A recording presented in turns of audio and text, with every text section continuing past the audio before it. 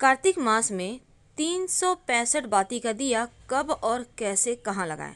365 बाती बनाना आसान नहीं है, लेकिन एक सिंपल तरीका भी हम आपको बताएंगे जिनसे आप बस 2 मिनट में 365 बाती बना पाएंगे।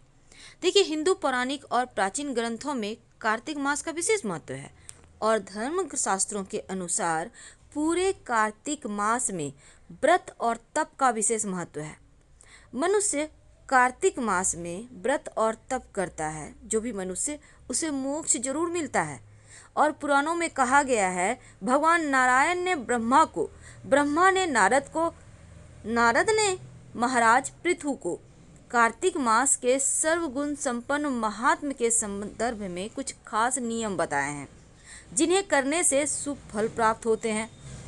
आप पूरे महीने नहीं भी कर पाए तो कम से कम अंतिम 5 दिन जरूर करें, यानी कार्तिक शुक्ल एकादशी से लेकर कार्तिक पूर्णिमा, जिसे हम देव दीपावली कहते हैं, इस दिन तक। धर्मशास्त्रों के अनुसार कार्तिक मास में सबसे प्रमुख काम दीपदान करना ही है और इस महीने में नदी, तालाब, पोखर में दीपदान किया जाता है। अभी तक आपने नहीं किया है, कोई बात नहीं, लेकिन 5 दिन जरूर करें।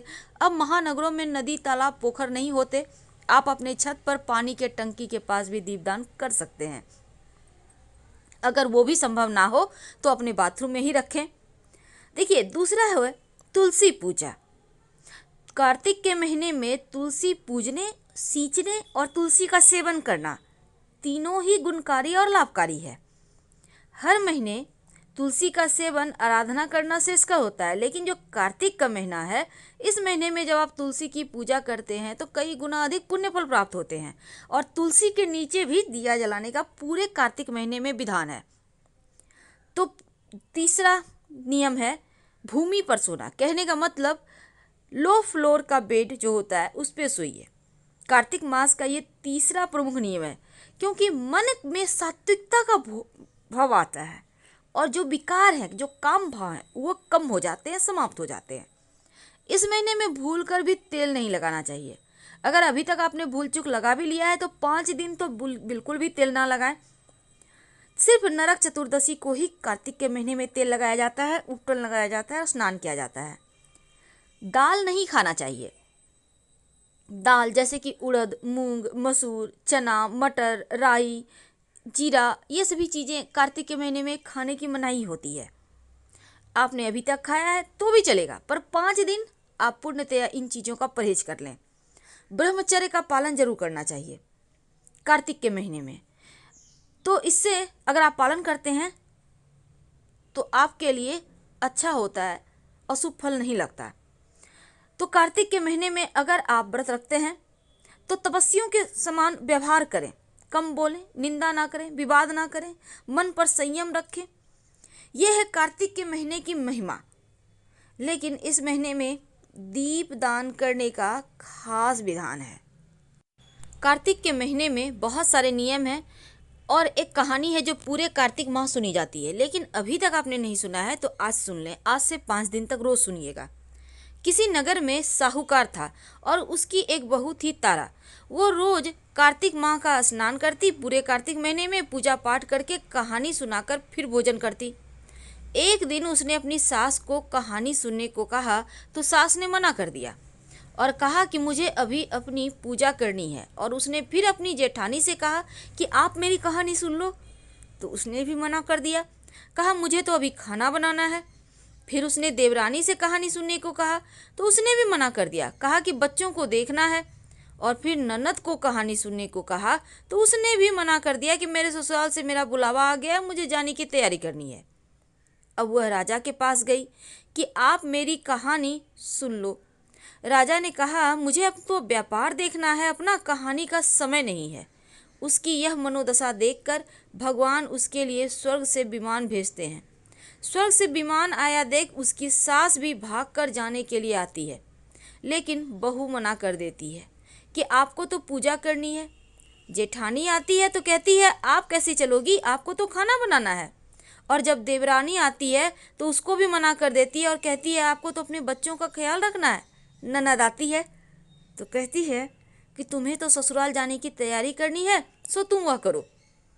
राजा जी आते हैं कि मैं चलता हूँ तुम्हारे साथ, लेकिन बहू कहती है तुम्हें तो अपना कारोबार संभालना है, उसे संभालो। आखिर में पड़ोसन आती है और कहती है कि बहन मैं तुम्हारे साथ चलूँ, तो बहू कहती है हाँ तुम मेरे साथ चलो, क्योंकि तुम ही हो जिसने कार्तिक के पूरे माह मेरी कहानी सुनी है। और दोनों विमान में बैठकर स्वर्ग चले जाते हैं। तभी रास्ते में ही बहू को अभिमान हो जाता है कि मैंने कार्तिक के पूरे माह व्रत किया और कहानी कही, इसीलिए मुझे स्वर्ग का वास मिल रहा है। लेकिन मेरी पड़ोसन ने तो केवल कहानी सुनी, व्रत भी नहीं किया, फिर भी वह मेरी वजह से स्वर्ग जा रही है। बहू यह विचार मन में सोच ही रही थी कि अचानक भगवान ने वहीं से उसे विमान से नीचे फेंक दिया। तो उसने पूछा कि भगवान मेरा अपराध तो बता दीजिए, आपने ऐसा क्यों किया। भगवान कहते हैं तुझे अभिमान हो गया है, इसीलिए तू यहीं धरती पर रह। अब तू आने वाले जो 3 साल है तब तक तारा भोजन व्रत करेगी, तभी तुझे स्वर्ग की प्राप्ति होगी। कार्तिक के महीने में पंचकर्म किए जाते हैं। अब ये क्या होता है? दीप दान करना, तुलसी की पूजा करना, तुलसी सींचना, भूमि पर शयन करना, ब्रह्मचर्य का पालन करना और दाल दलहन का सेवन ना करना। तो चलिए जानते हैं 365 बाती का दिया कब और कैसे जलाएंगे। देखिए, अगर आपने कार्तिक स्नान किया है या आप नहीं भी किए हैं तो कोई बात नहीं, आप 365 बाती कैसे बनाएंगे पहले हम ये समझते हैं। देखिए, मौली धागा आपके घर में होगा, नहीं तो कच्चा सूत ले आइए मार्केट से। अब एक लरी में कच्चा सूत भी बहुत सारा होता है और मौली धागा का भी जो लरी होता है वो उसमें 3 धागा होता है, आपने ध्यान दिया होगा। अब आप उस धागे को मोड़ लें। अगर आप 10 बार उसको फोल्ड करते हैं मौली धागा को, तो 10 तिया 30 हो जाता है।